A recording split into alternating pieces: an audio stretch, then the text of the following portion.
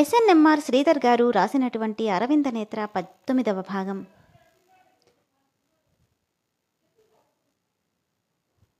ఇదంతా దూరం నుండి చూసిన రాధమ్మ బాధగా నేత్ర వెనకాలే వెళ్ళి నేత్ర భుజం మీద చెయ్యి వేయగానే ఇక కన్నీళ్లను ఆపలేక రాధమ్మని చుట్టేసుకుని చిన్నపిల్లలా గుక్కపట్టి ఏడుస్తోంది. ఊరుకోమ్మా, ఏడవకు అంటూ ఓదారుస్తుంటే ఏడుస్తూనే నాకు భయంగా ఉంది రాధమ్మ. సరిగ్గా ఇదే టైంకి మోహన్ రావుకి రెక్లెస్గా సమాధానం చెప్పి తన రూమ్కి వెళ్ళిపోతున్న అరవిందకి నేత్ర మాటకు వెళ్ళేవాడు కాస్త ఆగి తల తిప్పి చూశాడు. ఎందుకమ్మా భయం? ఇప్పుడేమైందని? అరవింద్ బాబుకి కొంచెం కోపం ఎక్కువ, అంతే. ఏమో రాధమ్మ, నాకు చాలా భయమేస్తుంది. నేనేం చేయకపోయినా కొడుతున్నారు, తిడుతున్నారు. అసలు నేనేం చేశానని ఆయనకి ఇంత కోపం? దీనికంటే చచ్చిపోవడం మేలనిపిస్తుంది అంటుంటే ఆ మాటలు విన్న అరవింద్ పెదవులు కరువుగా విచ్చుకున్నాయి. మనసులో అలాగే అనిపించాలి నేత్ర. నా దగ్గర కంటే నీకు చావే సంతోషంగా అనిపించాలి. కానీ నా నుండి దూరంగా వెళ్ళకూడదు. నన్ను చూస్తేనే నేనేం చేస్తానోనని భయపడాలి. కానీ నా కనుసైగ దాటి ఎక్కడికి వెళ్ళకూడదు.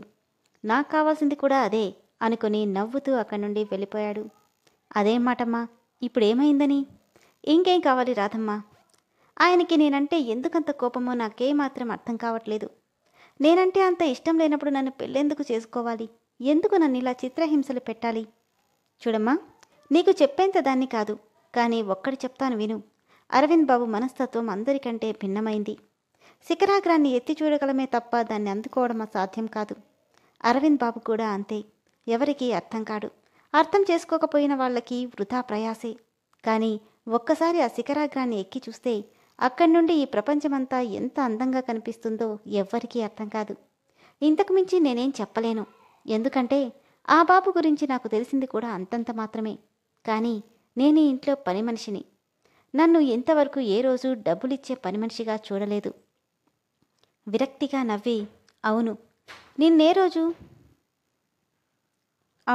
నిన్నే రోజు పని మనిషిగా చూడలేదు. కానీ తాళి కట్టిన నన్ను మాత్రం నువ్వింటికి జీతం పక్షం లేని పని మనిషివి అని క్లియర్గా అర్థమయ్యేలా చెప్తూ నన్ను నిజంగానే ఇంటికి పని మనిషిని చేసిందే కాక తాళి కట్టిన పాపానికి పక్కలోకి కూడా వాడుకుంటున్నాడు, అంతే తేడా అని బాధపడుతుంటే నేత్ర మనసెంత విరక్తి చెందిందో తన మాటల్లో అర్థమవుతుంటే బాధగా చూడడం తప్ప ఇంకేమీ చేయలేకపోయింది రాధమ్మ. కళ్ళు తుడుచుకొని త్వరగా పద, పని మనిషి డ్యూటీ అయిపోయింది కదా, నాతో ఇంకో పని బ్యాలెన్స్ ఉంది, పద, నన్ను అందంగా రెడీ చేసి గదిలోకి పంపించు అంటూ బాధను దిగమింగి చెప్తుంటే నేత్రమ్మ నువ్విలా.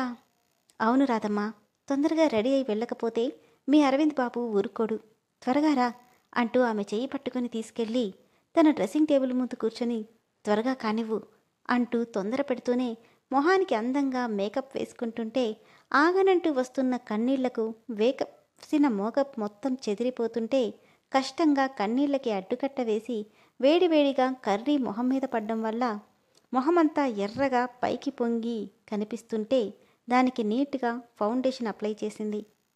తన పొడవైన జడను అందంగా అల్లి తల నిండా తన నడుం వరకు వచ్చేలా మల్లెపూలను అందంగా అమర్చింది రాధమ్మ.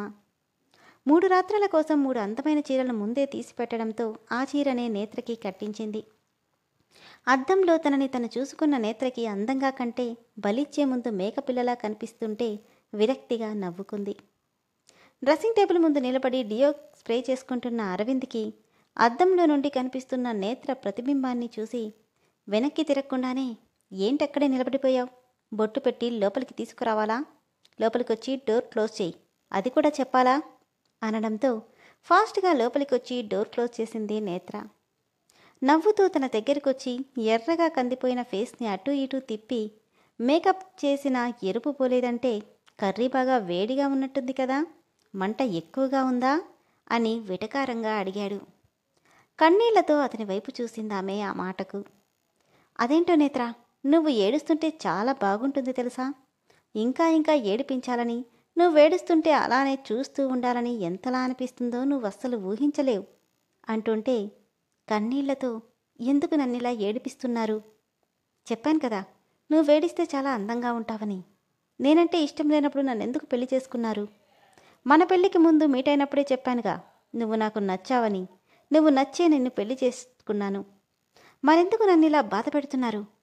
దీన్ని ఇష్టమంటారా? నా దృష్టిలో అదే అంటారు. తన మాటలకు కోపం పెళ్ళుబికి రాగా, నా దృష్టిలో దీన్ని పశుత్వం అంటారు, టార్చర్ పెట్టడం అంటారు. మనసులో ఏదో పెట్టుకొని కావాలని నన్ను పెళ్లి చేసుకొని ఈ విధంగా టార్చర్ చేస్తున్నారేమో అనిపిస్తుంది. ఎందుకిలా చేస్తున్నారు అంటూ లేని ధైర్యాన్ని కూడగట్టుకొని అడిగింది నేత్ర. చేతిలో ఉన్న యాపిల్ని పైకెగరేస్తూ, గుడ్, మీ నాన్న నీకు కొంచెం ధైర్యం ఎక్కువంటే ఆ ధైర్యం ఎలా ఉంటుందో చూడాలనుకున్నా. పర్వాలేదు, నన్ను చూసి భయపెడుతూనే నా ముందు బాగానే నోరు తెరుస్తున్నావు. 4 గోడల మధ్య బంధిస్తే పిల్లైనా పులిలా ఎదురు తిరుగుతుంది. పెళ్ళైన 2 రోజులకి నన్నింతలా బాధ పెడుతుంటే ఎలా చూస్తూ ఊరుకోను? ఊరుకోకపోతే ఉరేసుకుని చచ్చిపో. నువ్వు చచ్చినా పర్లేదు, అది నా ఇంట్లోనే చావాలి. కానీ నువ్వు బయటికి మాత్రం వెళ్ళకూడదు. ఆ మాటలకి ఆశ్చర్యంగా చూస్తూ, కానీ ఎందుకు? ఎందుకంటే నువ్వు నేను తాళి కట్టిన పెళ్ళానివి. నీ మీద సర్వ హక్కులు నాకే ఉన్నాయి. 3 తులాల తాళి కట్టి నా భార్యలా నా ఇంటికి ఓ పని మనిషిలా నిన్ను ఇంటికి తెచ్చుకున్నాను కాబట్టి నువ్వేం చేసినా నా ఇంట్లోనే కదా చెయ్యాలి. అంటే కేవలం మీ ఇంటి అవసరాలు తీర్చే మనిషిగా నన్ను పెళ్లి చేసుకున్నారా? ఒక్క క్షణం ఆమె వైపు తీక్షణంగా చూసి, అందుకు మాత్రమే కాదు, నా పక్కలో కోరిక తీర్చే ఆడదానివని పెళ్లి చేసుకున్నా. నా వంశాన్ని ఉద్ధరించడానికి ఓ మనిషి కావాలి కాబట్టి చేసుకున్నా. ఆశ్చర్యంగా కళ్ళు పెద్దవి చేసి ఒక్కో అక్షరాన్ని కూడబలుక్కొని, అంటే దీనికి తప్ప భార్యగా మీ మనసులో నాకెలాంటి స్థానం లేదా?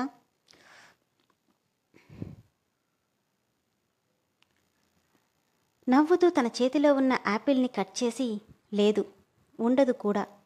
తన కలలన్నీ పేకెమేడల్లా కూలిపోతుంటే ఏడుస్తూ ఒక్కో అడుగు వెనక్కి వేస్తూనే, మిమ్మల్ని చూస్తుంటేనే నాకు భయమేస్తుంది. మీ నుండి దూరంగా పారిపోవాలనిపిస్తుంది. నవ్వుతూ, గుడ్, ఆ భయం అలాగే కంటిన్యూ చెయ్యి. నా నుండి పారిపోవడం జరగని పని. మీ నాన్నకి ఫోన్ చేసి చెప్పినా మీ నాన్న మెంటాలిటీ నీకు తెలుసుగా, పొరపాటును కూడా ఒప్పుకోడు. కాబట్టి నువ్వు బతికినన్నాళ్ళు నా కాళ్ల కింద నా ఇంట్లో బతకాల్సిందే అంటూనే ఒక చేత్తోనే దగ్గరికి లాక్కొని చెయ్యి చాపి స్విచ్ ఆఫ్ చేశాడు.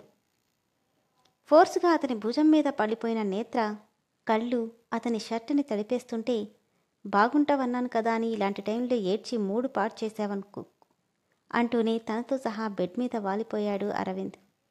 నిశ్శబ్దంలో సైతం ఆమె వెక్కిళ్ళు వినిపిస్తుంటే తన చెక్కిళ్ళు నొక్కిపెట్టి, చెప్తుంటే అర్థం కదా నీకు? అర్థమైనా నేనేం చేసేదేమీ లేదుగా. ఎంత ఆపినా అవి ఆగట్లేదు. ఇప్పుడు నీకు కావాల్సింది నా శరీరం, నీ ఇష్టం అంటూనే వద్దంటున్న ధారాళంగా కారుతున్న కన్నీటితో పిల్లో తడిచిపోతుంటే గట్టిగా కళ్ళు మూసుకొని తల పక్కకు తిప్పుకుంది. విసురుగా తన ఫేస్ని తన వైపుకు తిప్పుకొని కసిగా ఆమె పెదవులందుకున్నాడు అరవింద్.